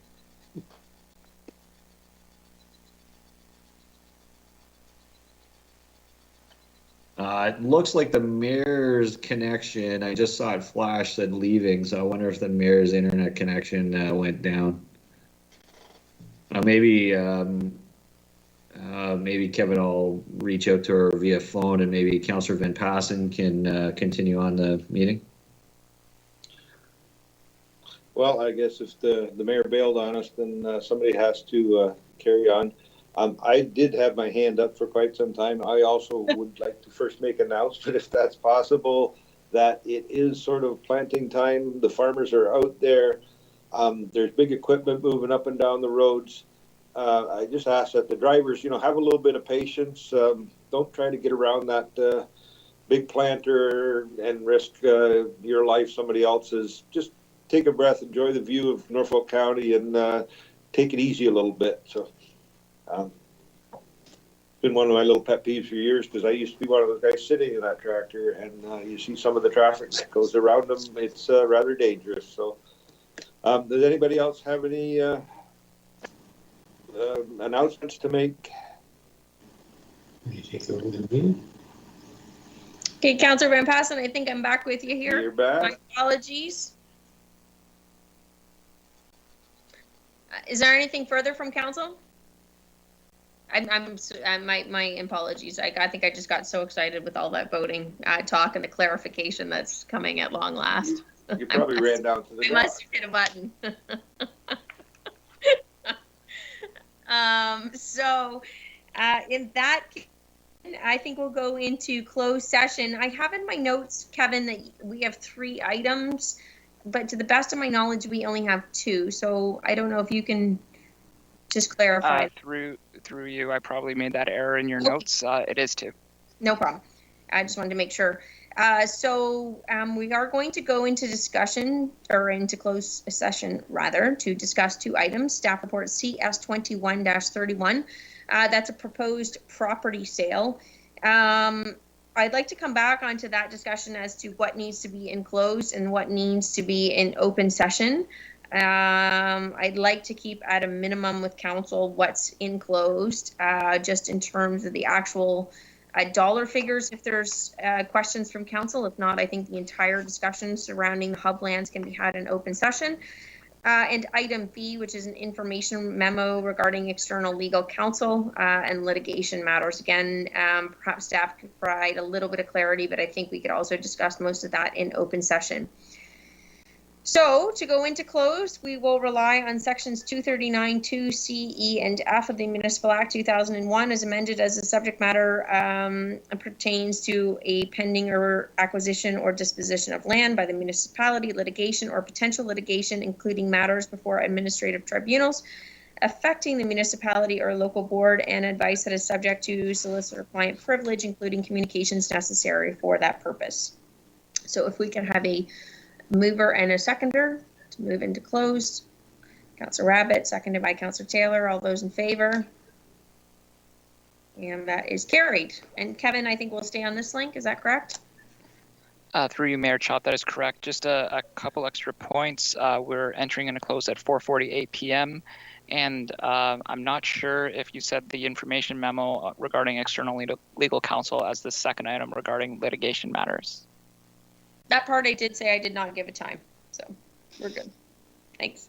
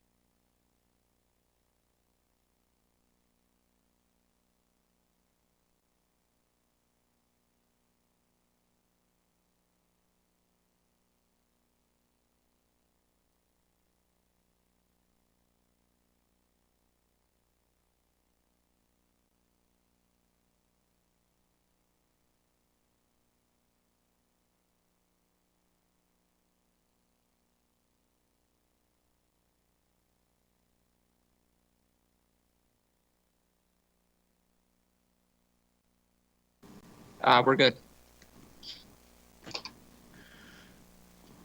Thanks, Kevin. If I could have a motion to reconvene in open session at 5:56 p.m. Councillor Taylor, seconded by Councillor Van Passen. All those in favor? That is carried.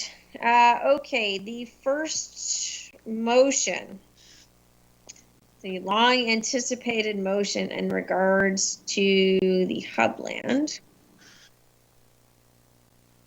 Now I have to pull it up.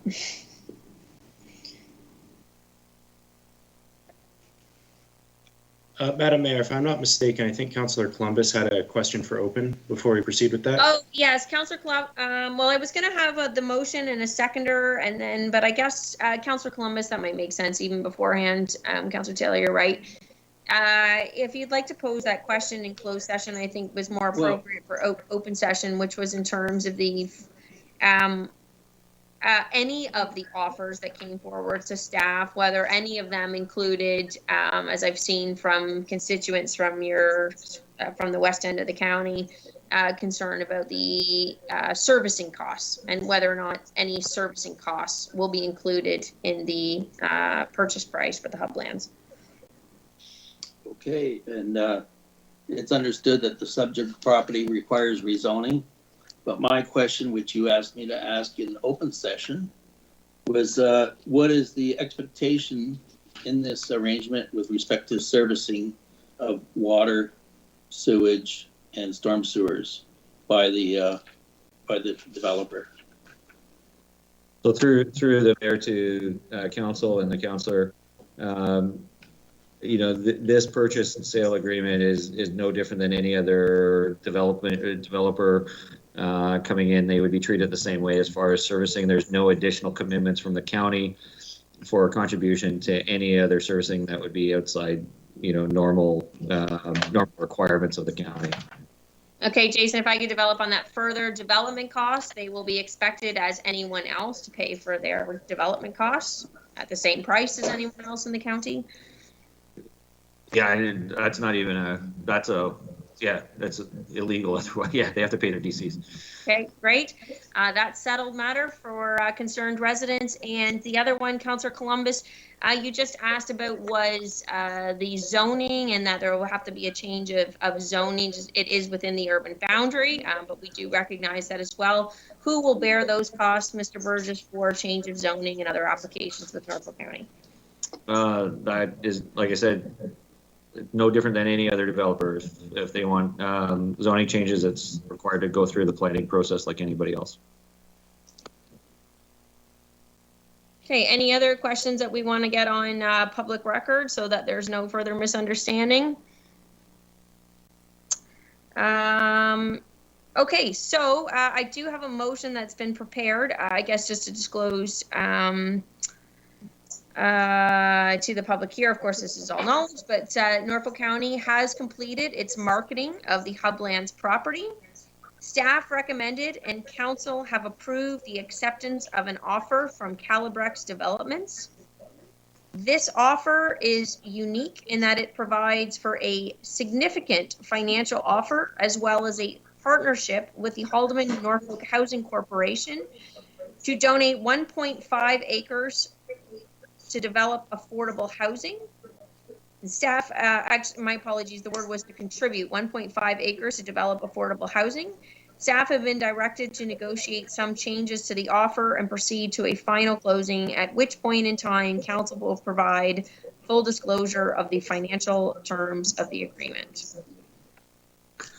And maybe Mayor Chop, maybe Kevin could read the formal recommendations that were contained in the report, or the acceptance of the report. Through the mayor to Mr. Burgess, are you referring to the staff recommendation? That's correct, yes. Okay, not a problem. So the staff recommendation is as follows: that staff report CS 2133 closed session proposed property sale be received as information, and that council directs the lands at 682 Ireland Road, Simcoe, be declared surplus to municipal needs, and that council directs staff to renegotiate to strengthen the terms of the offer from 256 855 1 Ontario Inc. or Calibrex Developments with a provision for donation to the Haldwin Norfolk Housing Corporation. And further, that the mayor and clerk be authorized to execute the agreement of purchase and sale that is acceptable to our legal counsel and any other documentations necessary to complete the transaction. Only one question I should have asked in closed session, Jason. I have not under the terms of the deal, and that's what made me stop on that wording that was provided, whether it was a donation contribution. Was there a request for a donation receipt on that 1.5? That would be between those two parties. It's outside the county, so that's between them. I'm not sure. Between Haldwin Norfolk Housing Corporation and Calibrex. Calibrex. Okay. So the deal would, okay. So that's clear. And then the other question I was going to ask with that component then, now I've lost my train of thought. The donation component. My apologies. I just drew a blank. It'll come back to me again in the future. You can correct it. Councillor Taylor, I know you were moving that motion as a supporter of moving the hublands way back in the day, and not only making a profit for the taxpayers of Norfolk County, but it looks like another unique offer to build a significant housing affordable housing unit that we are in desperate need of. So thank you for moving that.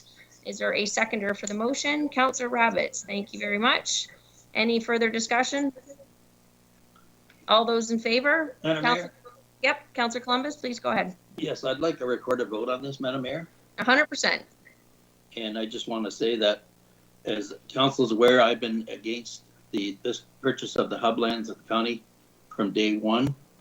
And I still see, I know Mr. Paul Halleck, he once indicated that council was to use the land only to be sold to the county for the purpose it was determined for. And today I still see black and white messages here and shades of gray. So I will be opposing this vote. Thanks.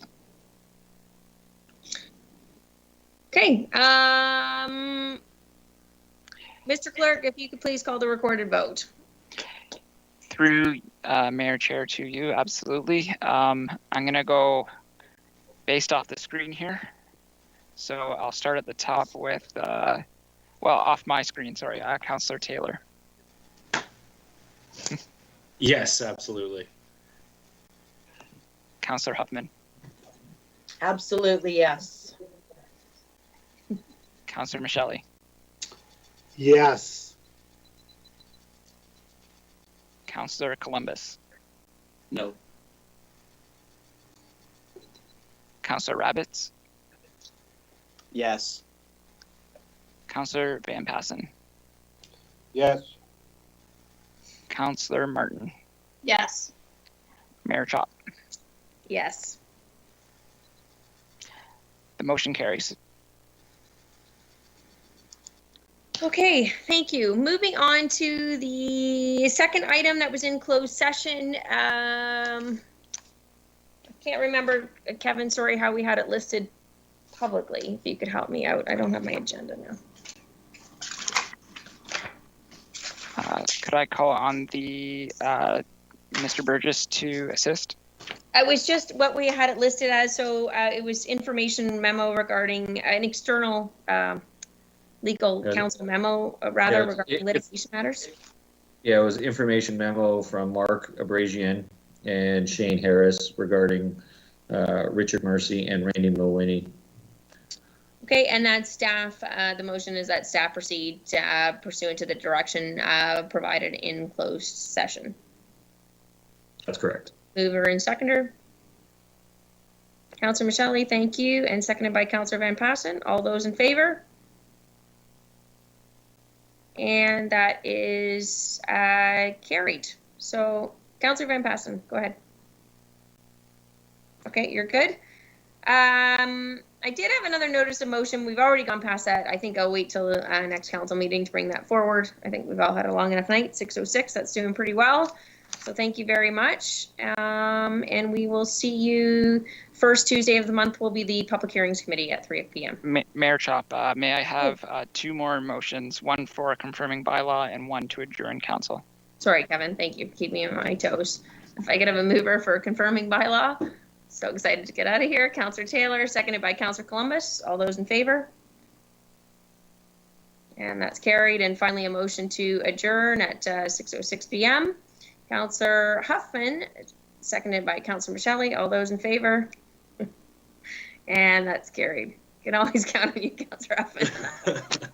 Have a good night, everybody. Thanks very much. Have a good night. Good night. Good night, everyone.